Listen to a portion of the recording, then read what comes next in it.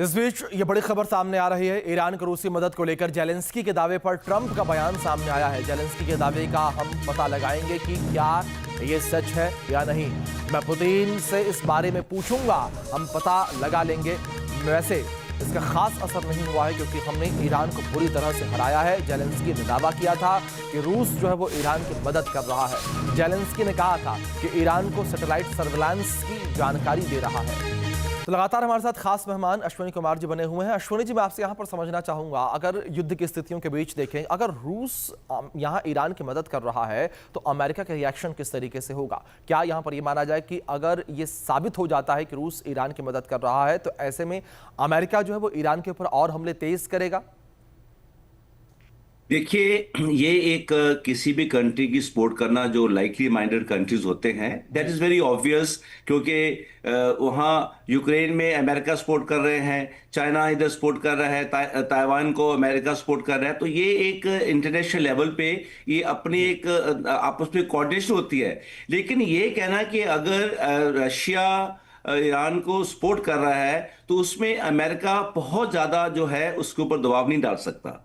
और ये कहना कि सैटेलाइट से उनको सपोर्ट दे रहा है, yes it is a fact. China और रशिया जो है वो ईरान को उनके सर्विलेंस सिस्टम के अंदर उनकी सपोर्ट कर रहे हैं। और यही कारण है कि पिन पॉइंट टारगेट्स को ईरान अपनी मिसाइल से डिस्ट्रॉय कर रहा है। और एक ऑब्वियस ये चीज है कि जब भी कुछ दो देश जो सुपर पावर जो हैं वो लड़ाई करते हैं तो दो गुट बन जाते हैं, एक दूसरे की सपोर्ट करते हैं।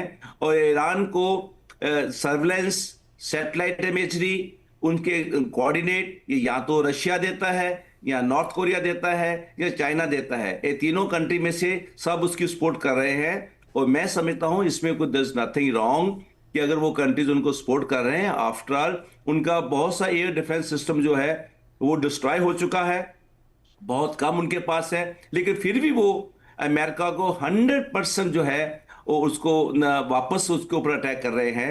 और उनके पास कहीं ना कहीं सपोर्ट तो आ रही है, ये फैक्ट है।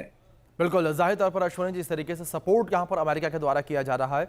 अब देखने वाली बात यहाँ पर यही होगी कि ये जंग आगे चलकर किस मोड़ पर पहुंचती है। फिलहाल बहुत शुक्रिया सर आपका जुड़ने के लिए, कीमती वक्त जो है साझा करने के लिए।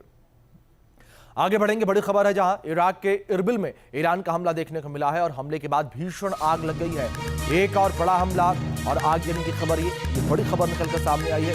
इराक के इरबिल में ईरान के द्वारा यह हमला किया गया है और इस हमले के बाद भीषण आग लग गई है। ये बड़ी खबर जो इस बीच निकलकर सामने आई है, बड़ा अटैक किया गया है। लगातार हमलों का दौर जारी है, लगातार शांति की बातें कही जा रही हैं, शांति की अपील की जा रही है, लेकिन हमले इस बीच रुकते कम होते नजर नहीं आ रहे हैं। ईरान से तनाव के बीच बहरीन जो है वो ज्वाइंट मिलिट्री एक्सरसाइज करेगा।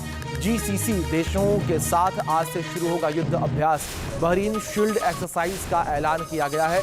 सैन्य समन्वय क्षमता को मजबूत करना इसका लक्ष्य है, इसलिए इस एक्सरसाइज को शुरू किया जाएगा। ये बड़ी खबर निकलकर सामने आ रही है। जीसीसी देशों के साथ आज से युद्ध अभ्यास शुरू हो जाएगा।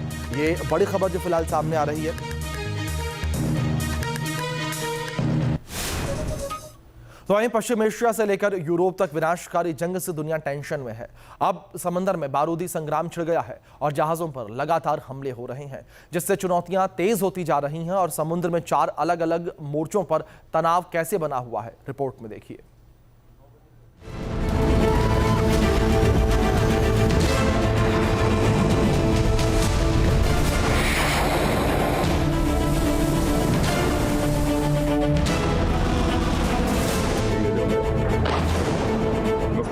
समंदर की लहरों में बारूदी धमाकों का सिलसिला थम नहीं रहा है। मिडिल ईस्ट से लेकर यूरोप तक पानी में तैरते जहाज आग का गोला बन रहे हैं। तबाही का विध्वंसक दौर दहशत बढ़ा रहा है। साथ ही ये जंग वर्ल्ड वॉर में न बदल जाए, इसे लेकर भी टेंशन बढ़ रही है।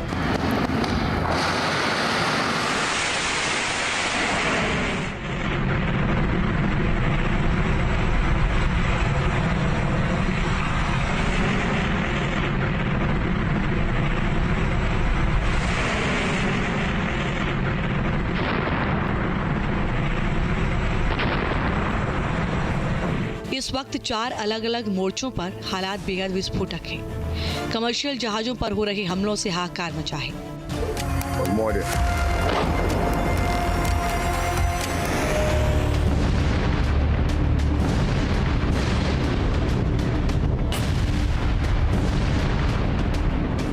अरब सागर के आसपास फारस की खाड़ी से ओमान सागर तक अमेरिका और ईरान का टकराव चरम पर है। लाल सागर में हूती और सऊदी आमने सामने है। कैस्पियन सागर में यूक्रेन और ईरान का तनाव बढ़ चुका है।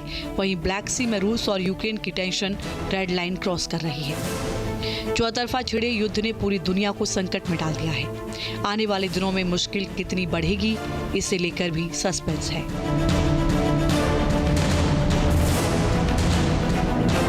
अमेरिका और ईरान होर्मुज कंट्रोल को लेकर भिड़ रहे हैं। ईरान ने अपनी ताकत का इस्तेमाल करके होर्मुज को बंद किया और किसी जहाज की आवाजाही बिना अनुमति नहीं हो पा रही है।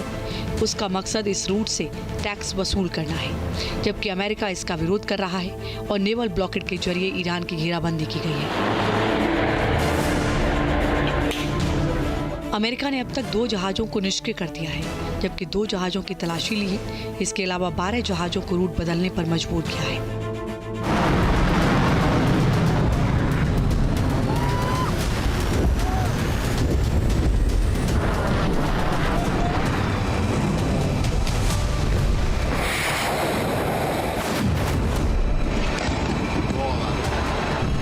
फारस की खाड़ी से ओमान सागर तक चल रही इस तनातनी की वजह से इंटरनेशनल ट्रेड बुरी तरह प्रभावित हुआ है।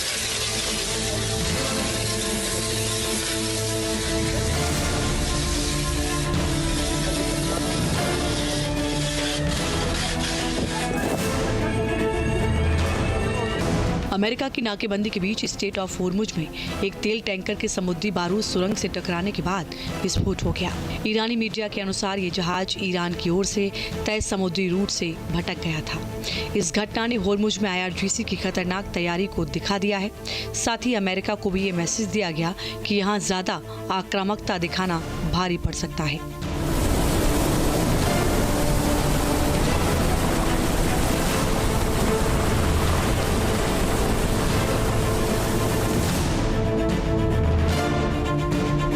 पश्चिम एशिया में लाल सागर भी जंग का अखाड़ा बना हुआ है।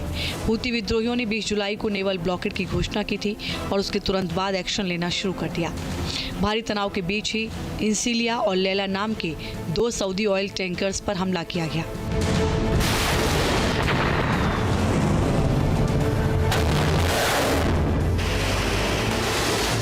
अटैक के बाद जहाज आग का गोला बन गए।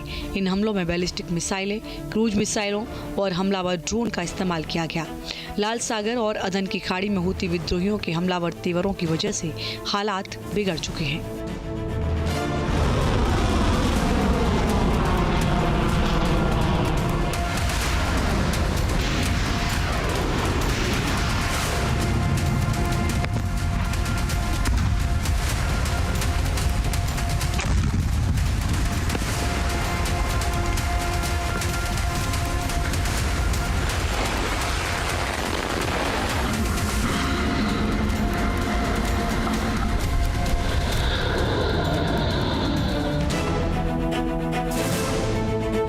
कैस्पियन सागर में भी हालात बिगड़ चुके हैं। यूक्रेन की नेवी ने अपने घातक ड्रोन्स के जरिए ईरान के एक शिप को निशाना बनाया। कीव ने दावा किया कि ईरानी जहाज रूस के लिए ड्रोन और सैन्य उपकरण ले जा रहा था।